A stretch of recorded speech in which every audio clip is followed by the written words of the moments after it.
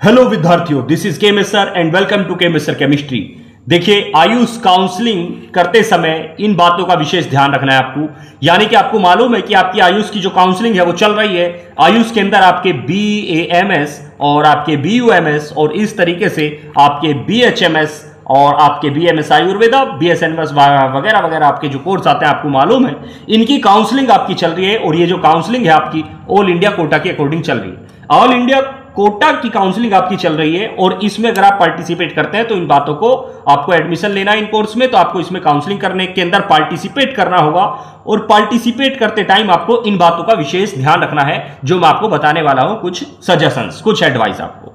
देखिए, पहली बात तो यह है कि आपको बताते जाए, आपके जो राउंड है वो 3 राउंड है। एक तो राउंड हो गया आपका फर्स्ट राउंड हो गया स्टूडेंट्स, दूसरा आपका सेकंड राउंड हो गया, तीसरा आपका थर्ड राउंड हो गया।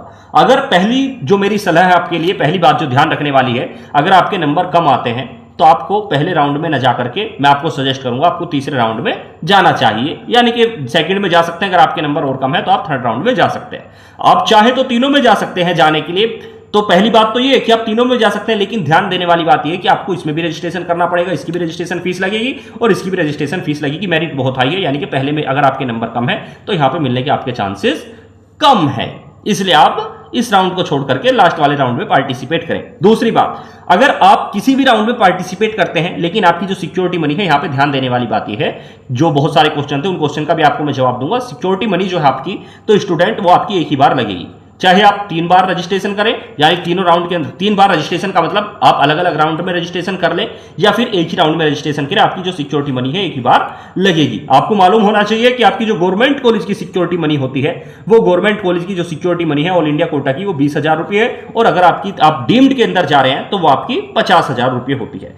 ठीक है, पहली सजेशन तो मेरी ये हो गया। दूसरा सजेशन आपके लिए जरूरी सजेशन, देखिए जरा, अगर आपका जो उद्देश्य है, चॉइस है, वो केवल यही है कि भाई किसी तरीके से हमें गवर्नमेंट कॉलेज में BAMS BHMS जो भी आप चाहिए वो मिल जाए, तो आपको वहां पे ऑप्शन आते हैं।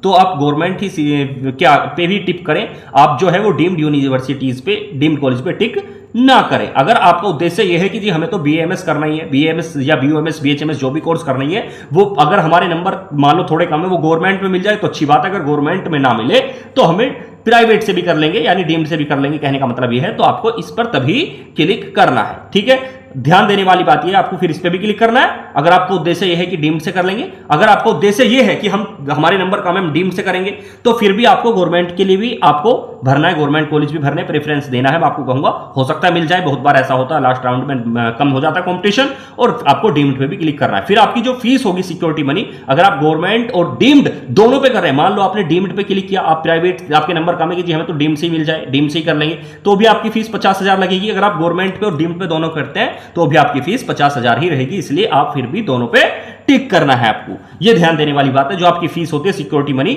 वो आपकी वापस हो जाती है। कुछ केसेस ऐसे भी हो सकते हैं, बहुत से केस ऐसे हो सकते हैं जिसमें फीस वापस बहुत 1% हो सकता है ना हो, बहुत सी दिक्कतों में इस तरीके से। तो इसलिए आपको ये सजेशन है कि आप जो फीस जो है, जो आप पे करेंगे, तो फीस जो पे करेंगे आप, वो अपने कार्ड से ही, यानी कि अपने आप से, अपने कार्ड से ही वो पे करें। फीस जो है अपने कार्ड से पे करें, क्योंकि आपने किसी और के कार्ड से अगर पे कर दी, जैसे साइबर कैफे वाले से कर दी, तो कहने का मतलब ये है कि वहां पे हो सकता है वो आपको बताए कि फीस जो है वो आपकी रिटर्न ही नहीं होगी, क्योंकि कई महीने में फीस रिटर्न होती है। इसलिए आप अपने कार्ड से ही ये पे करें, इस बात का ध्यान रखना है आपको। इसके बाद बात कर लेते हैं प्रेफरेंस लिस्ट की। आपको जो प्रेफरेंस देना है कॉलेज को, तो वो आपको, अगर कॉलेज को आपने आपको प्रेफरेंस करने से पहले ही चेक कर लेना है कि कॉलेज की बॉन्ड फीस कितनी है। मान लो आपने राउंड 1 में, राउंड 2 में, राउंड 3 के अंदर, मान लो किसी राउंड में आपने रजिस्ट्रेशन करा और रजिस्ट्रेशन करने के बाद आपको कॉलेज अलॉट हो गया, और फिर आपको पता चला कि इस कॉलेज की फीस ज्यादा है, इस कॉलेज में मुझे एडमिशन नहीं लेना। आपने बहुत सारे कॉलेज फिल करे, मान लो आपने लिस्ट के अंदर बहुत सारे कॉलेज फिल करे, ABCD इस तरीके से, और पता चला जो कॉलेज आपने फिल किया है उस कॉलेज में आपका नंबर आ गया,